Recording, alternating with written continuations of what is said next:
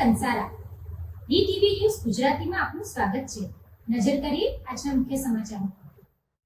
બારડોલી ગૌ પ્રેમીઓ દ્વારા ગૌ માતાને રાષ્ટ્રમાતા જાહેર કરવા માટેનું આવેદનપત્ર પ્રાંત કચેરીમાં અપાયું હતું। સમગ્ર રાષ્ટ્રમાં ગૌ માતાને સન્માન મળે અને ગૌ માતાને રાષ્ટ્રમાતાનો દરજ્જો મળે એ હેતુસર આવેદનપત્ર આપવામાં આવી રહ્યા છે।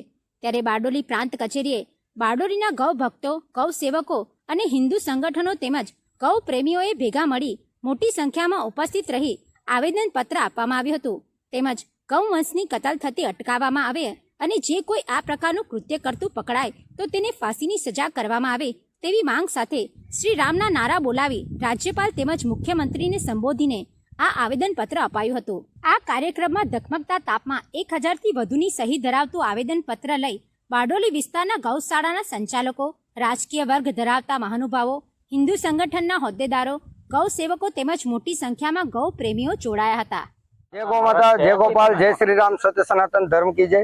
મિત્રો, હું યોગી નારાયણનાથજી પીતાંબરા દિવ્યાંગ ગૌશાળા મોતા અને સમગ્ર ગૌ માતા સાધુ સંતો તરફથી બારડોલીમાં આવેદનપત્ર આજરોજ આપ્યો છે અને ઓલ ઓવર ગુજરાતમાં આજે 7 તારીખે આવેદનપત્ર અપાઈ ચૂક્યો છે। બારડોલીમાંથી સમગ્ર સનાતની સમાજને સાથે રાખીને આપણે જે આવેદનપત્ર આપ્યો છે એ સર્વેની સાથે લઈને આપણે 2 શબ્દ જ કહીએ, ટૂંકમાં વાત પટાવું છું।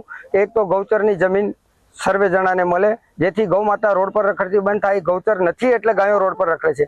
બીજું કે જે કંઈ ગૌ હત્યા કરે છે એ સર્વેને ગૌ હત્યારોને નાની મોટી સજા અને આર્થિક દંડ ના કરીને સીધી ફાંસીનું પ્રાવધાન લાવે અને સરકાર શ્રી ગૌ માતાને રાષ્ટ્રમાતા જાહેર કરે એવી હું આજની કેન્દ્ર સરકાર અને રાજ્ય સરકારશ્રીને નમ્ર વિનંતી કરું છું, નિવેદન કરું છું। સમગ્ર સનાતનીઓ અને સનાતન ધર્મના સર્વે સાધુ સંતો તરફથી બારડોલીમાં હાથ જોડીને ફરી વિનંતી કરું છું ગૌ માતાને રાષ્ટ્રમાતા જાહેર કરે। જય ગૌ માતા, જય ગૌ। અનેકો વાર આવેદન અપાયા છે, નિકાલ નહીં આવતો શું કહેશો?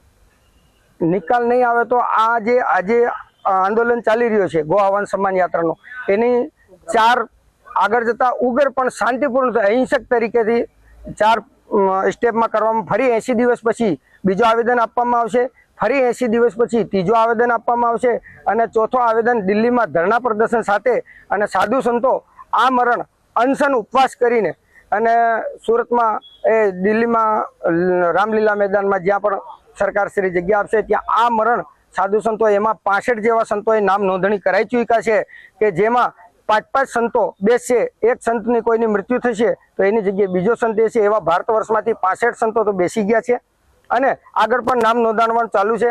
અને બારડોલી તાલુકામાંથી મેં નામ નોંધાવ્યું છે દિલ્હી જવા માટે કે આવા જ્યાં લગીન સરકાર ગૌ માતાને રાષ્ટ્રમાતા જાહેર ના પડે, જરૂર પડે તો હું મારી પોતાનું બલિદાન આપવા તૈયાર છું। સમાજ મારી સાથે છે।